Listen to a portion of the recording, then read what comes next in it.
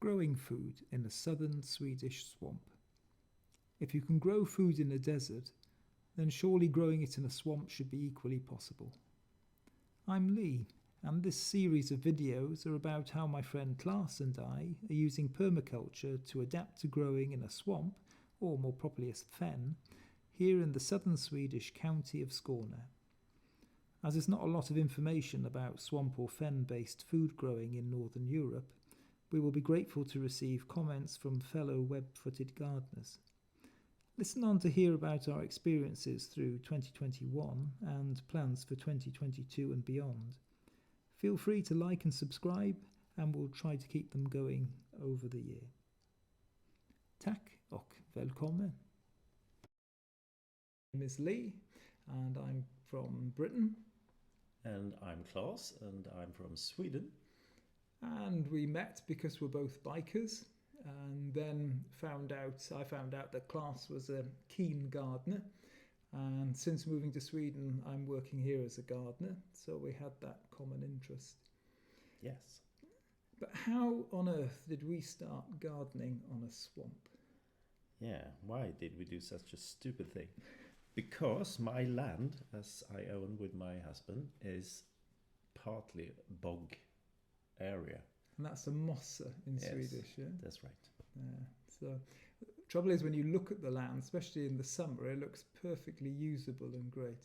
But I think the reason we really started it was because I was trying to compost some of the waste that I was getting from my customers' gardens, perfectly usable stuff. And you don't have your own land. No. You only have your little garden. Yes, and very small garden. Very small garden. And I also wanted to be able to have somewhere to grow vegetables and also plants to sell on to customers or just for my own use. Yeah. So I think I'd moaned so much that in the end, you came up with, I can't remember if it was you came up with the suggestion or I asked if I could use part of the land to do some composting. You got first a bit of the land that you used for yourself for your customers. That was it. And then we looked at the land, and there was an area with not much trees that has been used in older days. Yes, which I found out later. Yeah, an old farmland, and but it's just been staying there for a long time. Yeah. We found out that why don't use that as well? Exactly. Yeah, and we were only going to do a relatively small area. This was in 2019, I think we were thinking, wasn't it? No, 2020, just before Brexit, because Brexit was coming in on the 31st of December 2020. And what I did was I bought a polytunnel from the UK that we went halves on, and we got that delivered. I think it was the end of November, beginning of December, something like that, yes. 2020. So we just got in before things closed down, because I'd looked online and there are producers in the Netherlands, Germany and Denmark, but they didn't look as good as the British ones, I thought. And they were much more expensive. Yeah, of course. Well, bloody Brexit. Can't do that anymore. But it'll cost a lot more now. But we got that. Yes. So when we decided to do this, I've been interested in permaculture for a long time, reading up about it. And as the preface of the series, if you can farm on a desert, why not on a swamp? So I thought I would use the permaculture, or take a permaculture course. And because of COVID, the courses had gone online. There was no way I was going to be able to go to a course in Britain because of my job. I just had no time when it was running, which was between February and June. And I don't speak Swedish well enough to ever go on a course at the moment. So this was my only option. But it worked out very well. I was in Applewood permaculture school, and I recommend that to anyone. So we thought we'd do the two hand in hand, try and use the one for the other. So anyway, when did we start? Well, we tried to start as soon as winter was over, but the ground was still frozen very long into April. but we started in mid-April, I think, and digging and trying to dig the holes for the poles and.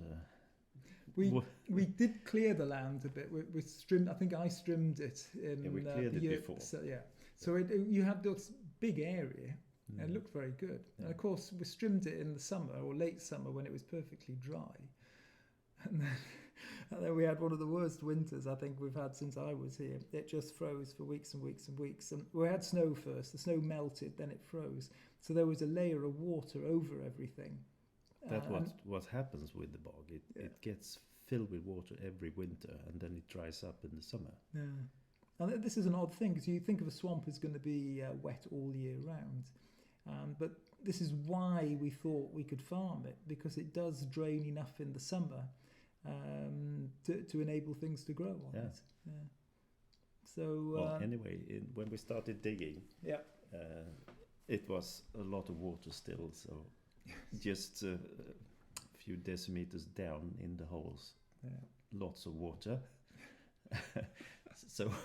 But that was a funny thing, because we were so desperate to get it up. We started digging before it had fully drained. And I remember... Because we wanted to get started with our growing. Yeah, and we've got a post digger, one of these things that just take a small amount of earth out. But I kept hitting these what felt like stones.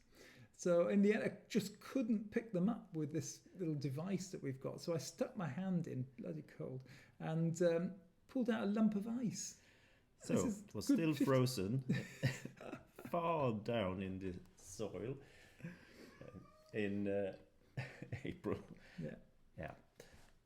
So one of the things with permaculture is that you need to take time to sit and observe and look at where you're going to garden and see where the sun is and where the water is and where the wind comes from and all that kind of thing. It's much more than that. It's looking at the plants that are on the site and the animals and how everything interacts. Yeah. So if you remember, we went walking because we were looking to see when it was waterlogged and there was still ice. We went to see where it was exactly. Maybe we could reduce the level of the water by digging a bit of a ditch or something like that to take some of the water off, because it was just a sheet of water at that time, so it could easily still be a swamp and not be so deep. But what we found was that the river at the end of your property, and how far away is that? How many meters from the house? About 200 meters. Yeah, okay. And it's just continuous with the level of the water. And then, Klaus, you were telling me that they hold the water back from the lake or something, so that's why it backs up. Yeah, they regulate the water level in the lake that this river runs to. Yeah. So that's why it runs very slowly. Yeah. So there was no way we could change that water level. No. So that's the first thing. We can't change it. We have to live with it. Yeah. Then other things we noticed, because it was the end of the summer, early autumn, that the animals that were there, you've got not a problem with deer, but they do come in your garden and eat your roses. Yes, they do. And all kinds of our veggies and other plants. That's what I was going to say. When we went to look at the river that time, we disturbed some wild boar. Yes. That was amazing. The noise they made when they ran off. I saw 3 of them, but it reminded me of the film Jumanji when there was the stampede, because they're such heavy that when they run, it just was like, that's what came to mind, that Jumanji with the little rhinoceros at the end, the baby one running behind. So that was a bit scary, but a bit exciting as well. Yeah. But yeah, another thing we had to take into consideration, we were going to have to fence it off to stop them coming in, and at the same time preserve the rest of the landscape for them. Yeah. So that those other observations. I noticed when I was there, just at the start of the thaw, that your garden, which is higher, so I think your house was built on an old island. Maybe. When this was a lake and the lake's got filled in, that's why it's a swamp. Yeah. I think so. Yeah. But that was completely free of snow. But the area we were going to garden on, which is lower. Yeah. 1 or 2 meters lower. Yeah. So is much more frozen and colder. Yes. So I think there's two things going on there. One is that cold air tends to run from areas of high ground to areas of low ground. Yes. But also, I'm sure the ice that's in the ground there was holding the cold anyway. Yes. Like a little fridge. Mm. So that's going to affect us. It means that it's not going to be easy to grow early in the season on there. No, if we can't get our solar and wind going to heat the Polytunnel. Somehow, I don't know. We still don't know. I don't know if you've got any thoughts on whether the polytunnel itself will be able to raise the temperature in that small area enough to give us an early start. Maybe. The sun is still so low in the sky, so it doesn't heat it. Not yet. No. And now it's mid-January only. Yeah, but I was thinking later in the year. Yes. I mean, we might be able to, well, we can try overwintering in the polytunnel and see how that goes. But yeah, that's something for the future to see. Mm-hmm. We'll explain later why we didn't do that this winter. So we started building the polytunnel about mid-April. Yes. We got the plastic on. In the end of April. Yeah, was it May? I think it was May, wasn't it? Was it May? I have a feeling it was into May. Maybe. Because it just didn't warm up enough, and you can't put cold plastic, big stretch it plastic, over. No. Yeah. It was quite funny. We watched a video from the manufacturers of the polytunnel and watched them putting it up. So easy. How many weekends did it take us? Was it about 3? We were 3, and, yeah. But how many weekends? I'm sure it took us 2 or 3 weekends to get it done. In total, a weekend to put the frame up, a weekend to put the get the plastic on, and then another weekend to put the doors on, wasn't it? At least. Yeah. And half the problem is when you put the step ladder on the ground, it sort of sunk until it hit the bottom steps, which then stopped it sinking any further. So you don't generally get that problem elsewhere. No. Well, it wasn't the easiest place to put up a polytunnel. No, exactly. Yeah. But it's there now. It is. And the other thing was we'd ordered the fencing, but I think you found a taller one than the one I bought. Yes. So you ordered that. 1.8 meters tall. Yeah. And how long was it again? 100 meters round. Yeah. So it was so much that we decided that we'd enclose the whole of this area. So we've now got roughly 200 square meters to grow on, and well, part of it is going to be a pond and that. So. Yeah. Mm-hmm. We dug a pond as well. Yes, we just started. Or it was a well, let's be honest, to begin with. Yeah. But that was in the summer. That was much later in the summer when the water level dropped. As the water level dropped, we followed the water level down to make sure that we had water for irrigation. Yeah. And we dug as deep as 2 meters, finally. So the water summer really drops. Yes, yes. So anyway, look, from those observations, what else did we learn? Oh yes, of course. What kind of weeds were growing and? Well, that was the whole thing. We were going to do no dig, weren't we? Yes. Try and just put some cardboard on top of the soil. I'm trying to remember the name of the weed. No, the chap who Charles Dowding. That's it. It was got lots of YouTube videos. I showed them. Do you remember? No dig. Yeah. That's right. Where he just laid his cardboard over the grass and then put some compost on top. Yeah, and just planted straight into them. Yes, worked no very problems. well for him. But the sort of weeds we have. In English, there were things like flag iris, meadowsweet, nettle, and bindweed. And the worst is bindweed. Yeah, på svenska, gul svedslilja. No, that's not bindweed. No, that's the iris, yeah? No. Swordslilie, yeah. So then gul, broodbröd, brännässla, which are nettles, and åkervindor. Yeah, that's the bindweed, yes. So terrible roots. Terrible roots. And what the problem is I'm sure it's just one plant because you can lay the cardboard down for meters and meters and meters, and it lives quite happily underneath there and pops up wherever else it is, maybe meters away or something. So we did try to do the no dig, but and the meadow sweet was very difficult because it's has very strong fibrous roots. I mean, it did die when we had to dig it in the end of the season, and where we had managed to cover it and weed, then it was dead, but other bits were still surviving. So yeah, we did have to dig. So we dug a lot. Yes. And we still got a bit left, haven't we? Because there were plants in there. And we had some growings outside the polytunnel as well, and there we dug even more. Yeah, we had to dig that. Yeah. And that at the moment is a complete swamp. Yeah. I mean, you can't stand on it or anything. You just disappear down to your knees straight through the soil. When the summer. When spring comes. So we really didn't start planting in the polytunnel until it was well into May, I think. Yes. I mean, we had raised seeds and things.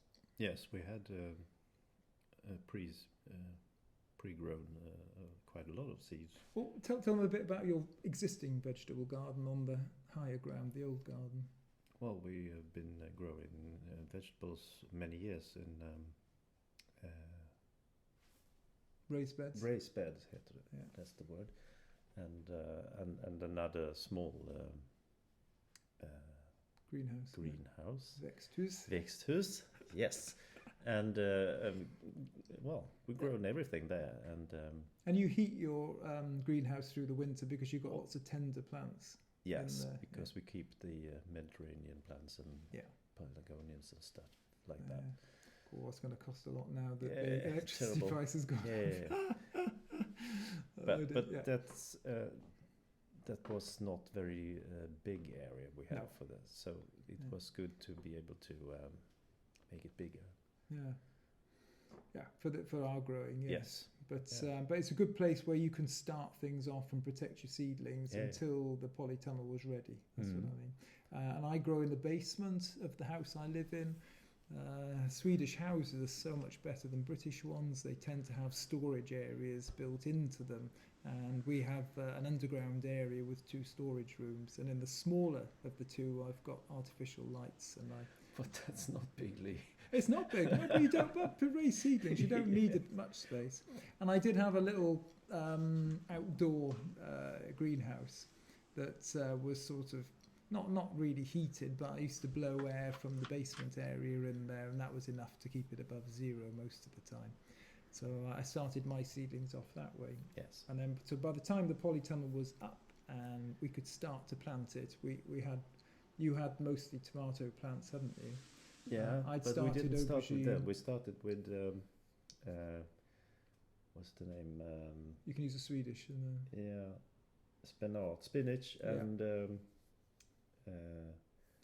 we also had the kohlrabi, didn't we? Nay. Yeah, I put kohlrabi. Yeah, you did, but it bolted, didn't it? Because it got warm so all warm these quickly. bolted very quickly. Well, first they grew well, but they bolted then after that because it went too warm there.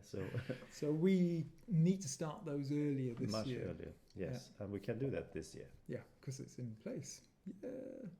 So that's right. I've forgotten we didn't did all have that. the compost either in the beginning. No, that's true. We had to find that. Because my compost wasn't ready either. No, and mine wasn't enough. So because it's a big area. We struggled area to get it started in the beginning. Yeah, also. it's because we were doing the no dig. I mean, this year's fine. Well, I say fine, but we'll talk about that a bit later on.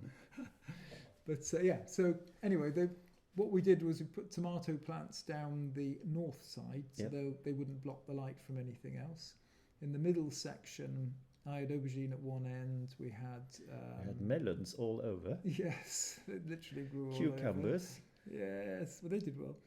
And the area of compost closest to the house, which was from your compost pile, that had self-seeded tomatoes in it, so they grew as well. And a lot of other things. Yes, including carrots and that, but they didn't really come to much. Well at all. No. So they must have been some sort of hybrid or whatever that were so it didn't work, unfortunately.